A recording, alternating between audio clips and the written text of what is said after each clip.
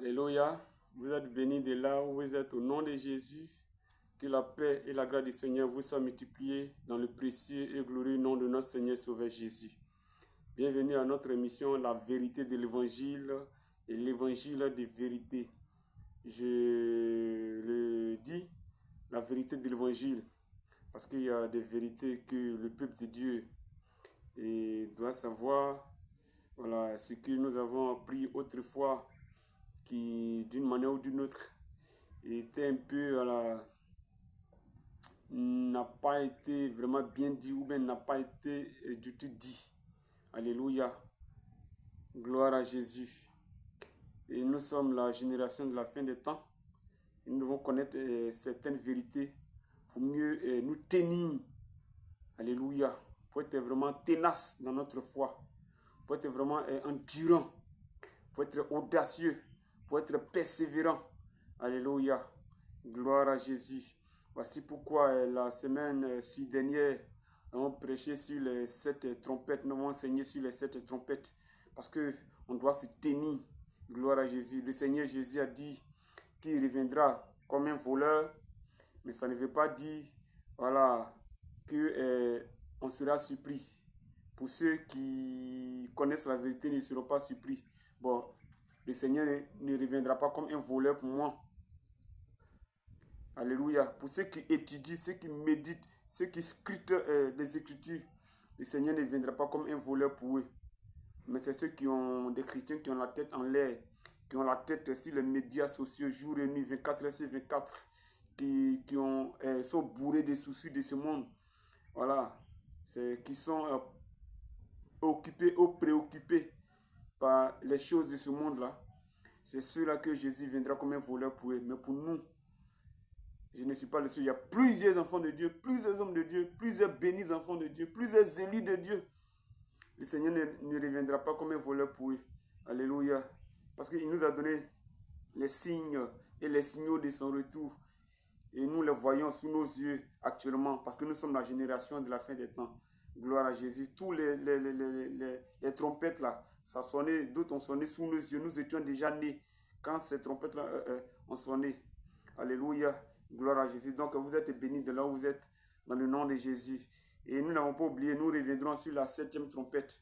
Et même sur les 4 chevaux d'Apocalypse 6. Alléluia. Soyez bénis de là où vous êtes. Au nom de Jésus, nous abordons un enseignement aussi de la vie de notre prince Moïse. Alléluia. Gloire à Jésus. Et nous voulons aborder les questions, j'ai dit, je crois, avant-hier, du comportement et des comportements de la vie de Moïse. Gloire à Jésus. Et nous lisons, prenons notre Bible dans Nombre 12. C'est la vie, une page de la vie de Moïse. Et puis, surtout, un fait marquant de la vie de Moïse. On ne dira pas depuis sa naissance jusqu'à sa mort, mais il y a des points importants du comportement et du compartiment de la vie de Moïse. Alléluia. Gloire à Jésus. Et ce sont ces vérités-là qui vont d'une manière ou d'une autre nous orienter. Alléluia. Dans la compréhension de la vie de ce leader-là. Gloire à Jésus. Parce que nous aussi, la grâce de Dieu nous a jugés bons et fidèles. Alléluia. Non seulement de nous maintenir dans le ministère, de nous appeler dans le ministère, mais encore plus importante, la grâce de Dieu au retour de notre Seigneur Jésus nous dira: bon et fidèle serviteur, entre dans la présence de ton maître. Alléluia. Le Seigneur ne dira pas digne et fidèle serviteur. Il dira bon et fidèle serviteur. Il ne dira pas bon et digne serviteur. Il dira bon et fidèle serviteur. Alléluia. Donc, Dieu ne cherche pas qui est digne, qui n'est pas digne. C'est entre nous les hommes ici. C'est entre nous les ministères, les pasteurs là. On cherche qui est digne. Pourtant, Dieu cherche qui est fidèle. Voilà. Les grands cherchent qui est fidèle pour les mettre dans les cercles. Enfin, qui est digne pour diriger. Dieu ne cherche pas qui est digne, il cherche qui est fidèle. Donc les gens dans nos régions, dans nos départements, dans nos capitales, dans nos communautés, cherchent quel pasteur qui est digne d'être à la tête. Non, Dieu ne cherche pas qui est digne, Dieu cherche qui est fidèle. Alléluia. Nous sommes bénis de là où vous êtes, même pour établir les régionaux là. On cherche qui est régional, qui est digne. Dieu ne cherche pas qui est digne, Dieu cherche qui est fidèle. Même pour ordonner, pour titulariser un pasteur là, on cherche qui est digne. Dieu ne cherche pas qui est digne, Dieu cherche qui est fidèle. Alléluia. Gloire à Jésus. Donc là, nous allons dans Nombre 12, à partir du verset 1 que nous lisons, dans la version Louis II. Gloire à Jésus. Nombre 12, à partir du verset 1, il est écrit: Marie et Aaron parlaient contre Moïse au sujet de la femme éthiopienne qu'il avait prise. Car il avait pris une femme éthiopienne. Verset 2. Il dit: Est-ce seulement par Moïse que l'Éternel parle? N'est-ce pas aussi par nous qu'il parle? Verset 3. C'est là que nous allons nous arrêter pour le moment. Et l'Éternel l'entendit. Or, Moïse était un homme fort patient. Dans d'autres versions, c'est très doux ou fort doux. Plus qu'aucun homme sur la face de la terre. Il reprend le verset 3. C'est là que nous allons nous arrêter. Il dit, et l'Éternel l'entendit. Or, Moïse était un homme fort doux, ou fort patient, ou fort humble. Plus qu'aucun homme sur la face de la terre. Je reprends le verset 3 pour une dernière fois. Nombre 12, le verset 3. Et l'Éternel l'entendit. C'est-à-dire que Dieu a entendu ce que Aaron et Myriam ont dit. Le prophète Aaron, le frère direct de Moïse, la sœur directe de Moïse. Alléluia. Et l'Éternel l'entendit. Oh, Moïse était un homme très doux, très humble, très patient. Qu'aucun homme sur la surface de la terre. Alléluia. Gloire à Jésus. Voici ce que Dieu dit de son serviteur. Alléluia. Mais ici, là, c'est Moïse même qui écrit. Ce qui est un peu bizarre ici, c'est que cette partie-là, c'est Moïse même qui écrit. Parce que c'est Moïse qui a écrit les 5 premiers livres de la Bible. Hein. Genèse, Lévitique, Nombre, Deutéronome, Exode, tout ça là. Alléluia. Donc, c'est Moïse qui écrit là. Mais comment se fait-il que Moïse lui-même peut écrire? Moïse était l'homme le plus doux. Moïse était l'homme le plus patient. Moïse était l'homme le plus humble qu'aucun homme sur la face de la terre. Vous savez qu'à présent, là, actuellement où nous sommes là, il n'y a pas un homme né d'une femme qui était plus humble, qui était plus doux, qui était plus patient que Moïse. Il n'y en a pas, excepté Jésus. Parce que Jésus même, c'est vrai, il est né de Marie. Mais Marie n'est pas la mère biologique. Marie était une incubatrice. Voilà. La mère, non. Marie n'était pas mère de Jésus. Elle était seulement incubatrice. Voilà. Elle a incubé le Seigneur. Gloire à Jésus. Voilà. Quand incubatrice, de toute façon, les poules couvrent les œufs là. Œufs là. Tu peux prendre une œuf d'une poule là. Et puis tu la mets sous une autre poule. Et puis elle va couvrir ça. Donc ça s'appelle incuber. Gloire à Jésus. Alors même si ce n'est pas elle qui a pondu, mais elle peut couvrir ça. Alléluia. Voilà, donc Marie était incubatrice. Gloire à Jésus. Donc ici c'est Moïse même qui écrit. Moïse était l'homme le plus doux, le plus humble. Mais comment est-ce possible? Pourquoi Moïse lui peut écrire ça? Bon, si j'ai écrit que je suis le pasteur le plus doux, le plus humble, Bon, on va dire, mais ça, il raconte des âneries, il raconte des imbécilités pastorales, il raconte des déchets évangéliques. Il est arrogant à l'extrême, il est orgueilleux à l'extrême, il est égocentrique à l'extrême. C'est ça, non? Mais ici, là, c'est Moïse qui écrit. Bon, même si ce n'est pas ce que les gens vont dire, mais ça peut être ça. Alléluia. Mais bon, je ne parle pas de moi, je parle de Moïse. C'était juste une extrapolation. Voilà, pour mieux comprendre. Gloire à Jésus. Donc Moïse écrit, et puis il dit, l'homme le plus doux de la terre, l'homme le plus humble de la terre, il n'y a pas l'homme pour Moïse. Il n'y a pas un homme, il n'y en a pas. Et c'est Moïse même qui écrit ça. Mais on va dire quoi? Moïse, il est orgueilleux, non? On va dire quoi? Il est orgueilleux. Il est arrogant. Moïse, mais il se prend pour qui à la fin? Et c'est ce que ses grands frères, sa grande soeur, son grand frère Aaron dit. Et mais la Bible dit, poussé par le Saint-Esprit, sinon normalement, Moïse lui-même, il ne peut pas écrire ça. En temps réel, Moïse ne peut pas écrire. Mais le Saint-Esprit lui dit, Moïse, prends ta plume et écris que je suis l'homme le plus doux. Certainement, Moïse a réfléchi, ah, Saint-Esprit, ça là, moi, il ne peut pas écrire. Ça va. Il dit, écris. C'est moi, je te dis, écris. Donc, c'est sous l'impulsion, poussé par le Saint-Esprit, que Moïse a écrit l'homme le plus doux. Alléluia. L'homme le plus patient, l'homme le plus humble. Gloire à Jésus. Voilà. C'est-à-dire que Moïse, non, il n'est pas nerveux. Il n'est pas furieux. Il n'est pas très colérique. On va revenir même si la colère. Alléluia. Donc Moïse n'est pas du tout furieux. Il n'est jamais furieux, il n'est jamais énervé. Il est toujours joyeux, toujours content. Quand quelqu'un est toujours nerveux, là, il est malheureux. Quand quelqu'un est toujours nerveux, il est orgueilleux. Quand quelqu'un est toujours en colère, c'est que cette personne-là, elle est très égocentrique. Elle est très arrogante. Quand quelqu'un, un peu seulement, celui se fâche, c'est l'orgueil qui fait ça. Pour rien au monde, même si on t'a dit quelque chose qui ne te plaît pas. Mais voilà. Donc quand quelqu'un tout en colère, tout en boule, il s'emporte rapidement.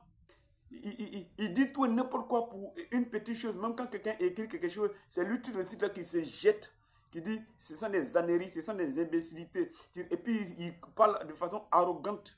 Il met ses émotions en avant. C'est une personne très orgueilleuse, très arrogante, remplie d'elle-même.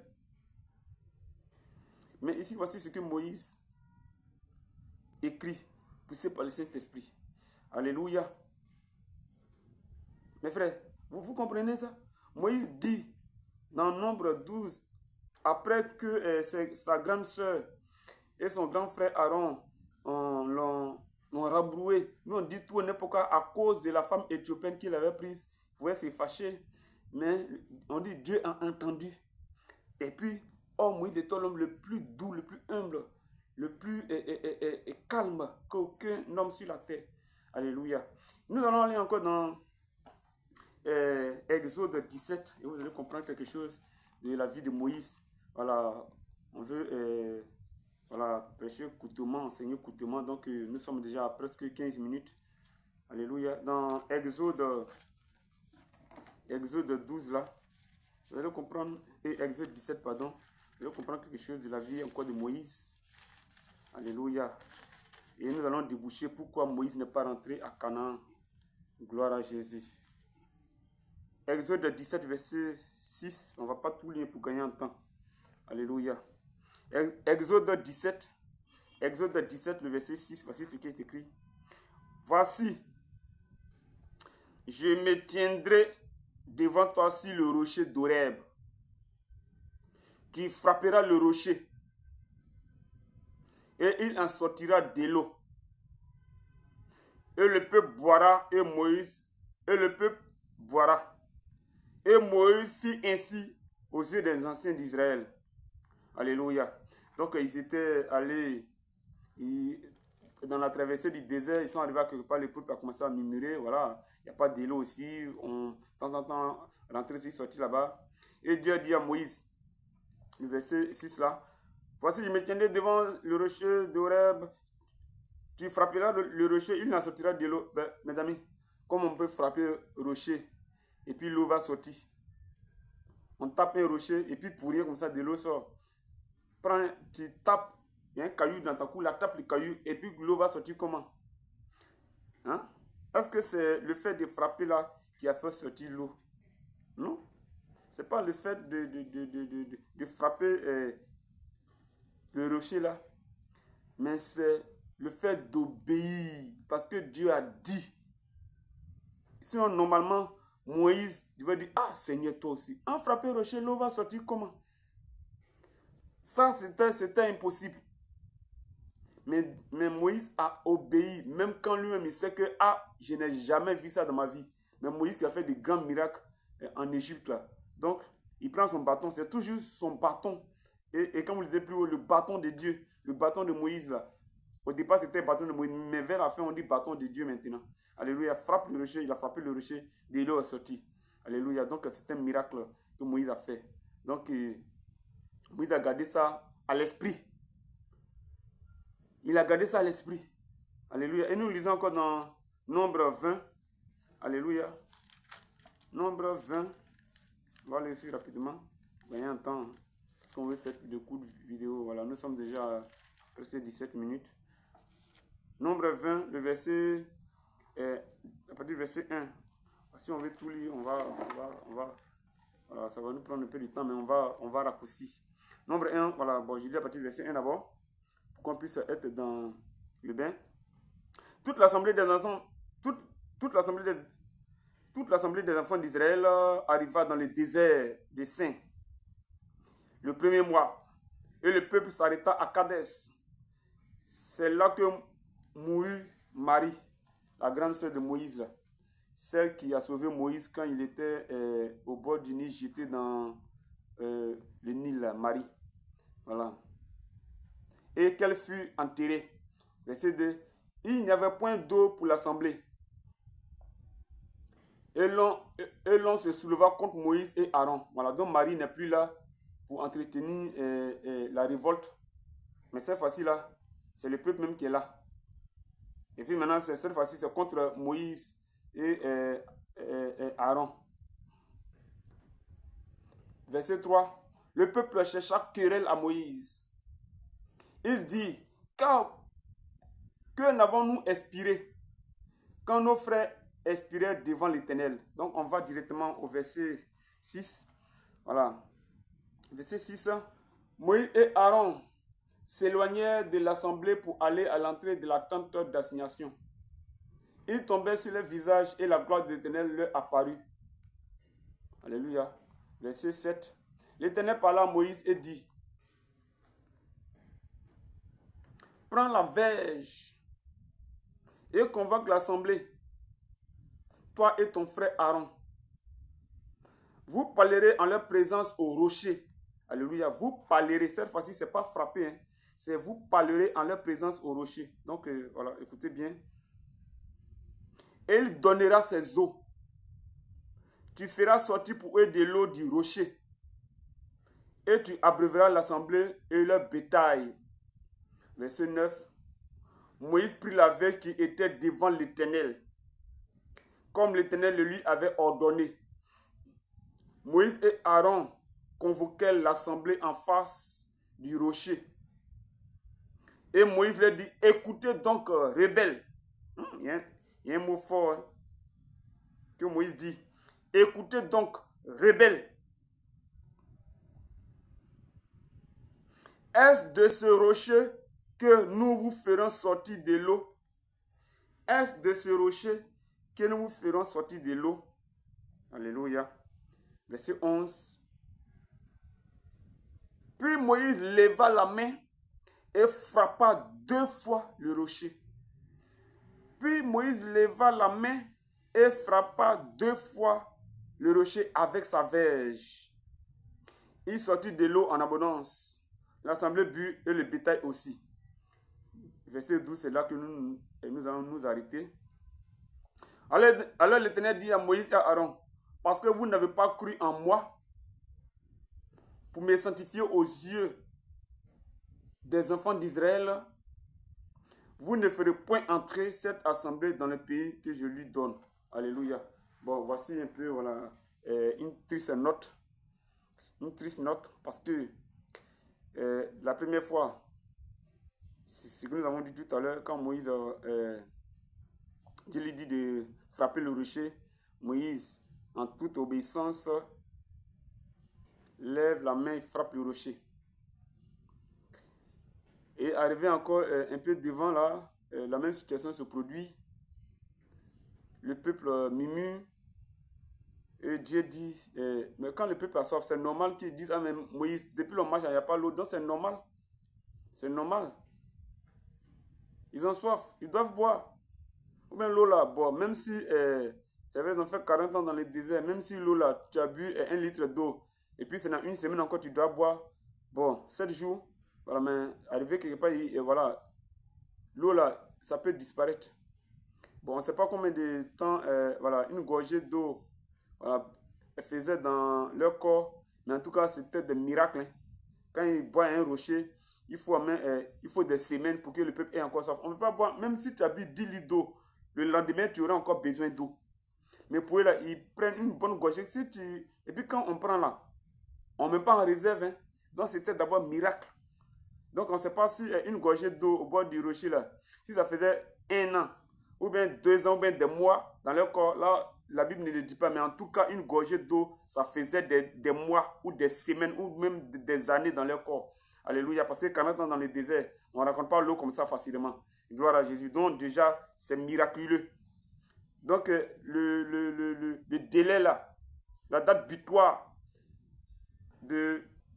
c'est arrivé, l'eau est périmée maintenant.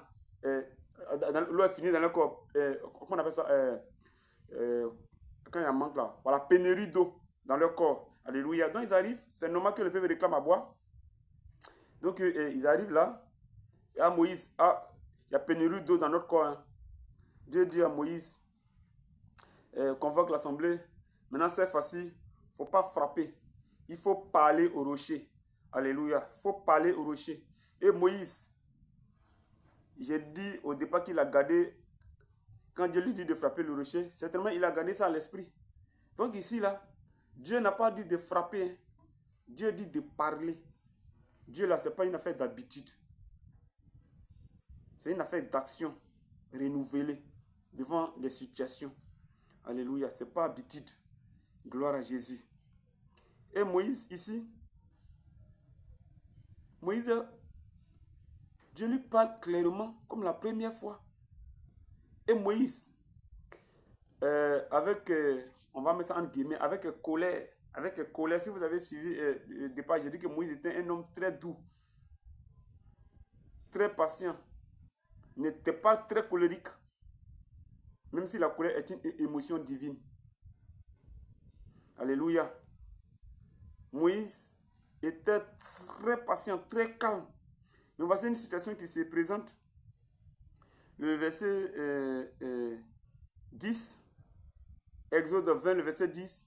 Moïse et Aaron convoquaient l'assemblée en face du rocher et Moïse leur dit, écoutez donc, rebelles, est-ce de ce rocher-là que nous vous ferons sortir de l'eau? Pourtant, le premier rocher là, l'eau est sortie. Mais pourquoi Moïse, ici là encore, l'eau ne va pas sortir? Pourquoi tu crois que l'eau ne va pas sortir? Pourquoi Moïse a cru que l'eau n'allait pas sortir? Parce que ici, Dieu n'a pas dit de prendre ton bâton pour frapper. Donc pour lui, si une première fois il a frappé un bâton, c'est qu'une deuxième fois, au rocher là, c'est bâton. Donc il a gardé ça à l'esprit. Mais Dieu dit cette fois-ci, pas le rocher. Donc pour Moïse, c'était quelque chose de vraiment de nouveau. C'est non seulement frapper un rocher avec un bâton pour que le soit, c'est impossible. En plus encore même, là même encore, c'est parler au rocher. Mais parler puis à quel rocher? Comment? Donc ici là, Moïse est rebelle. Mais qui est le rebelle? Bon, Moïse n'est pas rebelle quand même. Voilà. Alléluia. Moïse frappe le rocher. Oh, Dieu dit de... Là-bas, il a frappé le rocher une fois. Mais ici, il vient frapper le rocher 2 fois. Parce que pour lui, parler là, ça... Est-ce que Dieu ne s'est pas trompé en voulant dire frapper, puis Dieu a dit parler? Donc comme là-bas, j'ai frappé une fois. Peut-être que Dieu voulait dire frapper, puis il a dit frapper. Il voulait dire parler, puis il a dit frapper. Or, comme j'ai frappé une fois, c'est que ici là, certainement, ça sera 2 fois. Donc il a frappé 1, 2. Malgré qu'il n'a pas obéi. Malgré qu'il il a mal fait, quand même, l'Écriture dit que de l'eau est sorti en abondance.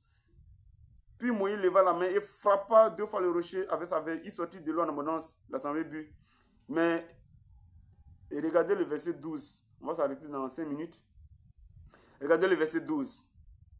Alors l'Éternel dit à Moïse et à Aaron, parce que vous n'avez pas cru en moi pour me sanctifier aux yeux des enfants d'Israël, vous ne ferez point entrer cette assemblée dans le pays que je leur ai promis. Alléluia. Mais le rocher là, quand on lit Hébreu, non enfin, quand on lit Corinthiens, oui, je crois que c'est dans Corinthiens, 10, verset 4. Voilà, quand on lit Corinthiens, il est écrit, le rocher qui les suivait là, c'était Christ. 1 Corinthiens 10, verset 4. Le rocher qui les suivait là, c'était Christ. Donc, quand Moïse frappe une fois le rocher, c'est comme s'il a frappé le Christ une fois. Oui, c'est normal de frapper le Christ une fois. Et le fait de frapper le rocher une fois, ça présageait la mort de Christ. C'était un acte prophétique. Tout ce que Dieu fait prophétique, tout ce que Dieu fait une portée non seulement spirituelle, une portée physique, mais une portée spirituelle. Et même une portée, elle peut avoir plusieurs portées. Là où nous sommes là, elle a sa portée physique, elle a sa portée spirituelle. Et même encore une deuxième portée encore physique et spirituelle. Alléluia. Donc, quand Dieu dit de frapper le rocher une fois, voilà, 1 Corinthiens dit, verset 4 dit, le rocher qui les suivait là, ils ont bu au rocher là, le rocher là c'était Christ. Donc, frapper le rocher, ça présageait, ça annonçait la mort de Jésus, la mort de Christ. Alléluia. Mais ici, Moïse vient frapper, il ne parle pas au rocher, mais là, il frappe le rocher encore 2 fois, c'est-à-dire 1, 2. Plus le 1 là-bas, ça fait 3. Jésus ne va pas mourir 3 fois. Alléluia. Quand nous lisons la Bible, on a vu que Abraham rencontre Melchisedec. Melchisedec qui était la préincarnation de Dieu sur la terre en la personne de Christ. Mais c'était Melchisedec. Et la Bible dit dans Hébreu là, Melchisedec, le ministère de Christ en l'ordre de Melchisedec. Donc Melchisedec là, un homme sans père ni mère. Melchisedec là, c'était Dieu en chair. Voilà, la préincarnation. Jésus-Christ, c'est l'incarnation. Donc, avant que Dieu ne vienne, Dieu est venu sur la terre en la personne de Melchisedec. Un homme sans père ni mère. Depuis quand il y a un homme sans père ni mère? Mais Melchisedec, c'était Dieu sur la terre. C'était Jésus sur la terre, mais en la personne de Melchisedec, il portait le nom de Melchisedec. Alléluia. Donc Dieu est venu une fois sur la terre. Mais Melchisedec, lui, il n'est pas mort comme Jésus. Non, Jésus est venu mourir une fois. Si Melchisedec, il était mort par autrement, prophétiquement, ou de façon, Jésus est mort là. Là, le fait que Moïse frappe le rocher 2 fois là, ça pourrait compter. Et même il a frappé 3 fois. Mais quand Jésus reviendra encore, le prochain retour de Jésus là, à la 7e trompette là, Jésus ne va pas mourir.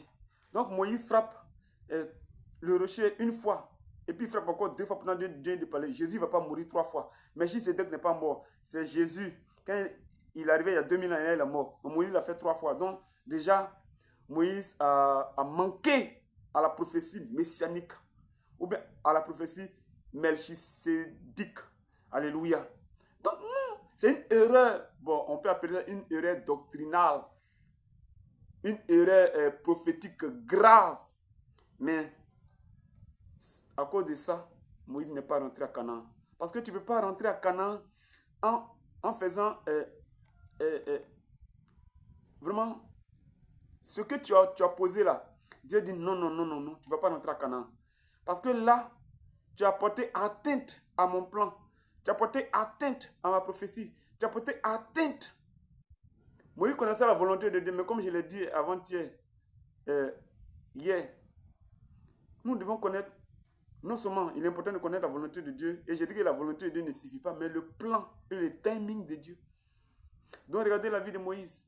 Alléluia, c'est un grand homme de Dieu. Moïse, il est au ciel actuellement.